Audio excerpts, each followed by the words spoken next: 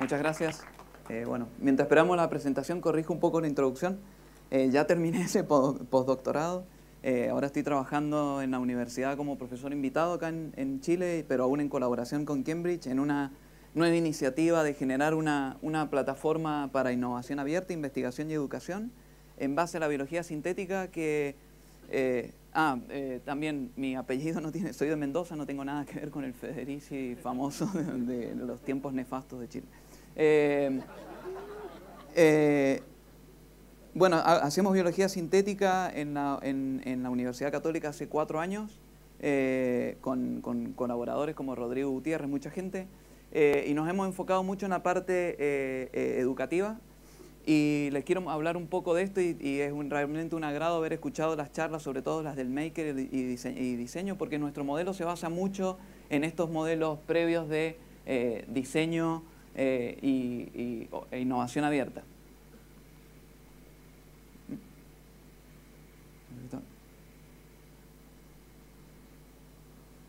No está... Ahí está. Muy rápidamente un poco de introducción, ¿qué es la biología sintética? Porque es un poco confuso.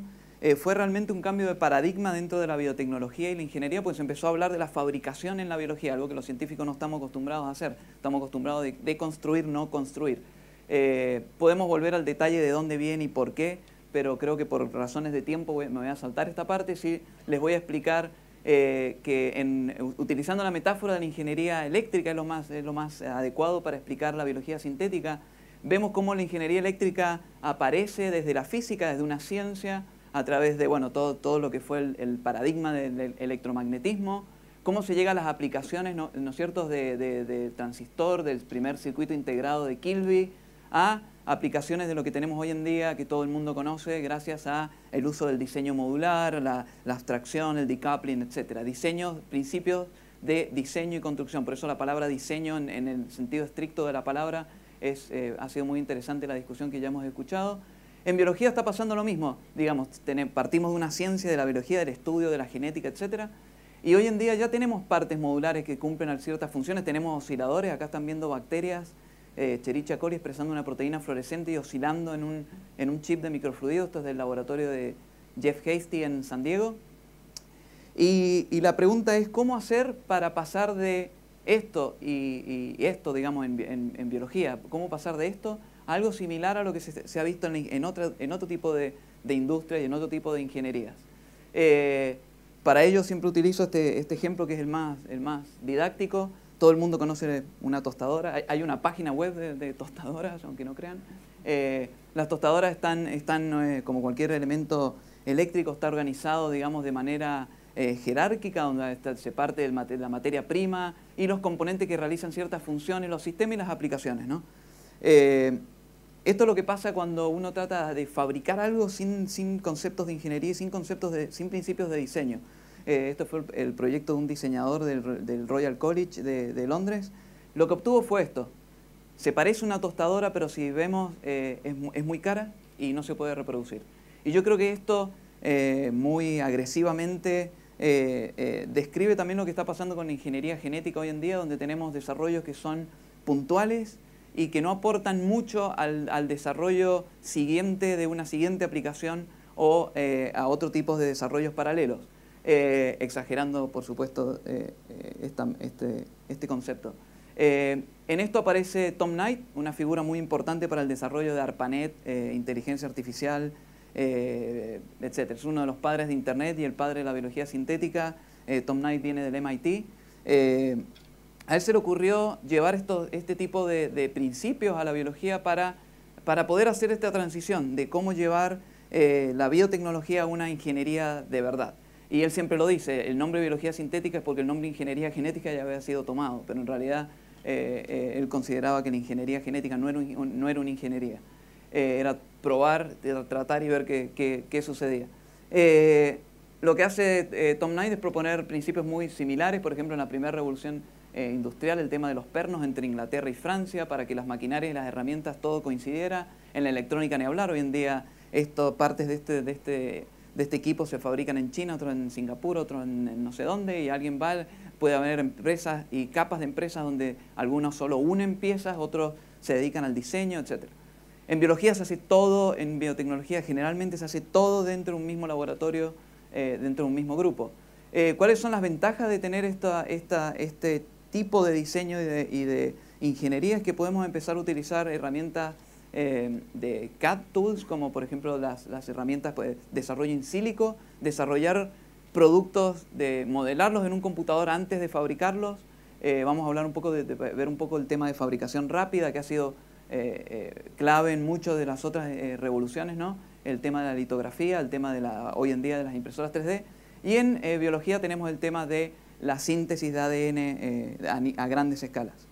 Quiero enfatizar en esto que la biología sintética se enfoca en el diseño y la construcción de los componentes principales, elementales para poder hacer ingeniería. Es decir, no en la aplicación en sí, no en hacer, por ejemplo, insulina o algún otro producto o sensar algo en especial, sino que se trata de desarrollar procesamiento de información en biología. Porque si podemos hacer esto, podemos programar el procesamiento de información en sistemas biológicos y podemos programar la materia.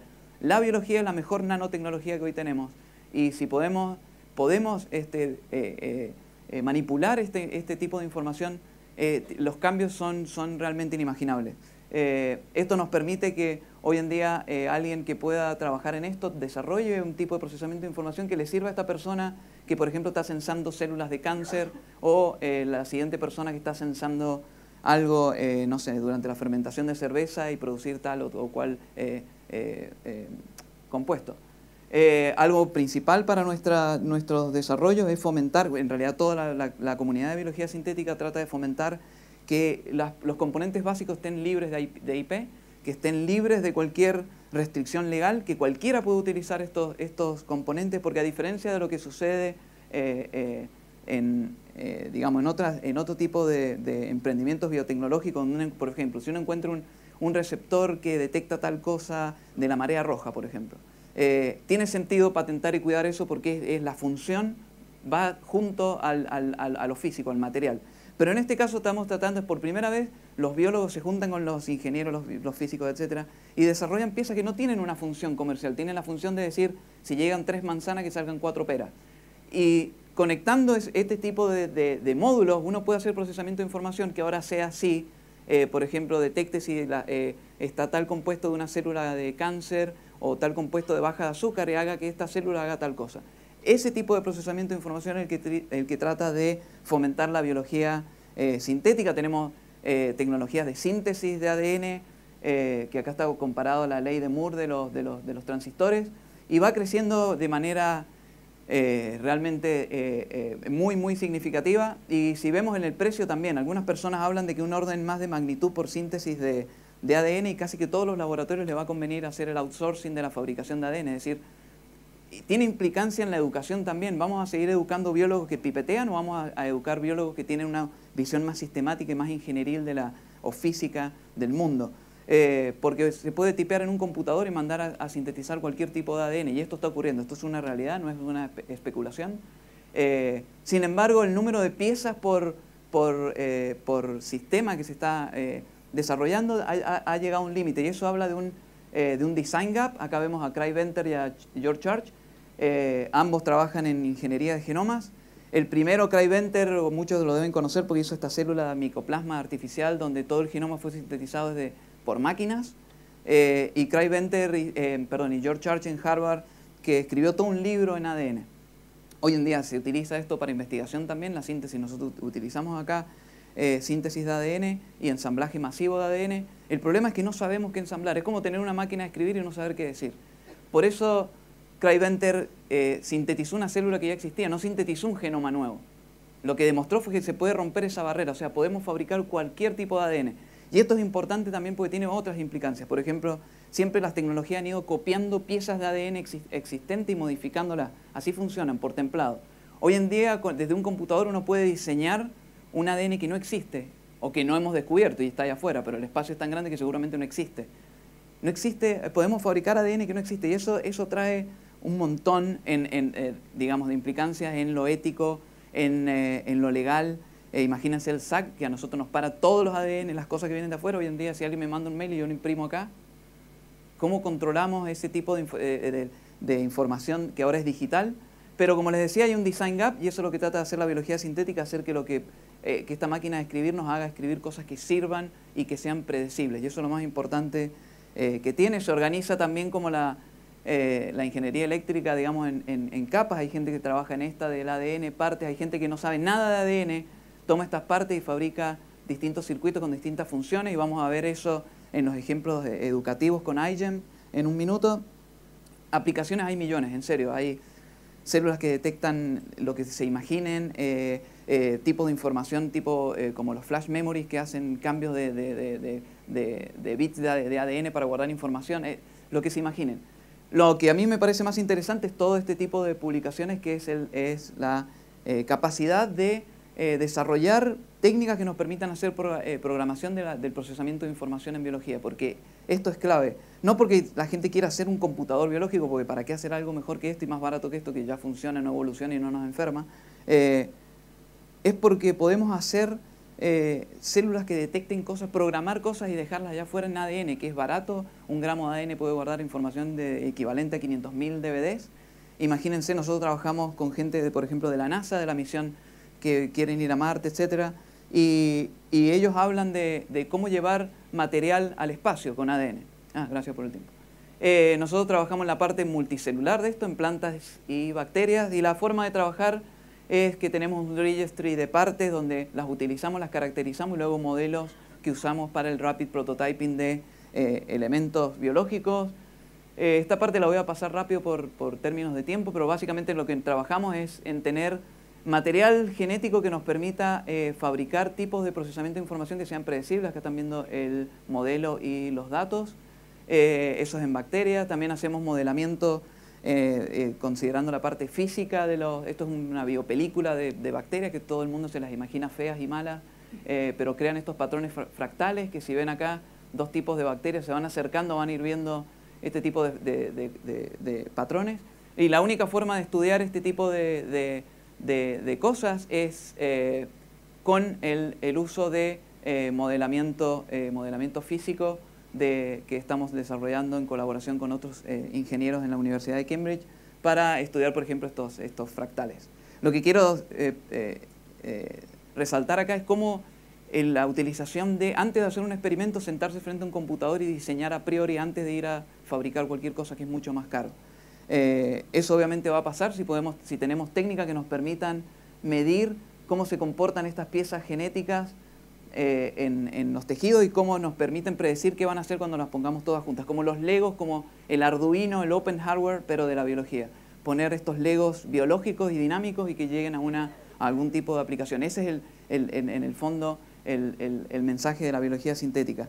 Lo que estamos tratando de hacer, pongo plantas porque principalmente es en el mundo de las plantas, es tratar de implementar este ciclo de diseño, construcción y testeo que casi siempre tiene que volver al diseño en Chile para fomentar la educación, la innovación y la investigación.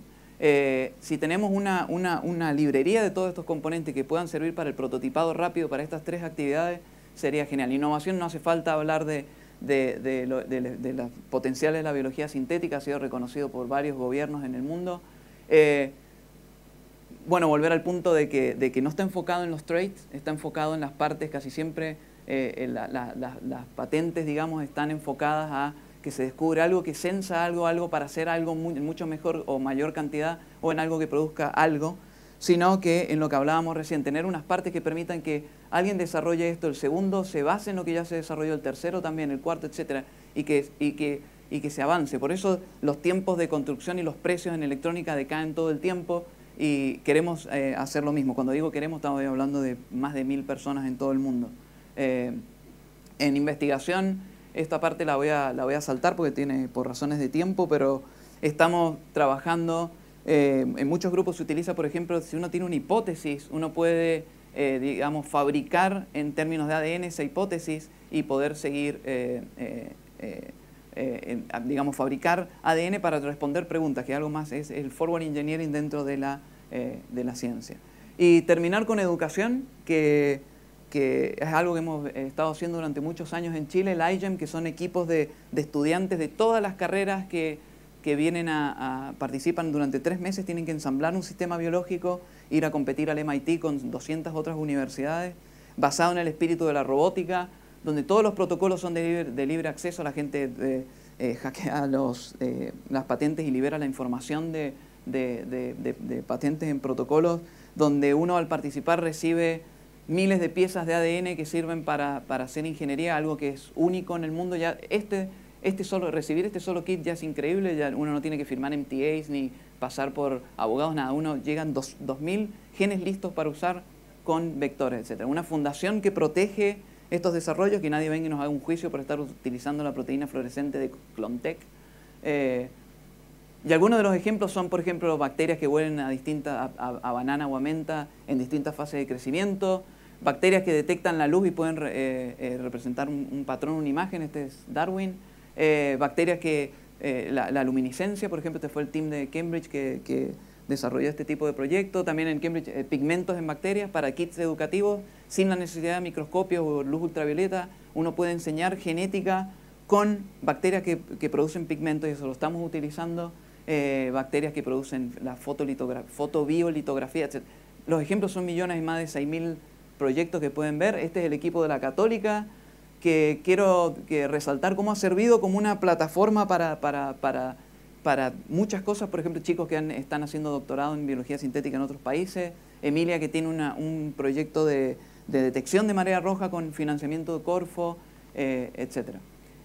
Cómo esto también se relaciona, hemos trabajado mucho con diseñadores, cómo esto repercute, por ejemplo, en distintos festivales de ciencia, de música, en museos, en libros, en revistas, etc. Cómo se puede, con este tipo de herramientas, facilitando la manipulación en la ingeniería de la biología, igual como Arduino hace el open hardware y el processing, el open software, cómo esto puede llevar a que la gente, sin saber nada de biología, llegue un día al laboratorio, tome una pipeta. Realmente, chicos que llegan de arte o diseño o matemáticas, que nunca tocaron una pipeta, y a los 3 meses están produciendo este tipo de proyectos. Y creemos que ese es el potencial que tiene también para la innovación y obviamente para la investigación, aunque nuestro foco sea la investigación. Acá está, bueno, Macarena se fue, pero dentro del Maker Faire llevamos la biolámpara con los estudiantes. Agradecer finalmente a la gente con la que trabajamos en la Universidad de Cambridge, en la PUC, y obviamente el financiamiento, en especial al proyecto de atracción e inserción de CONICYT. Muchas gracias.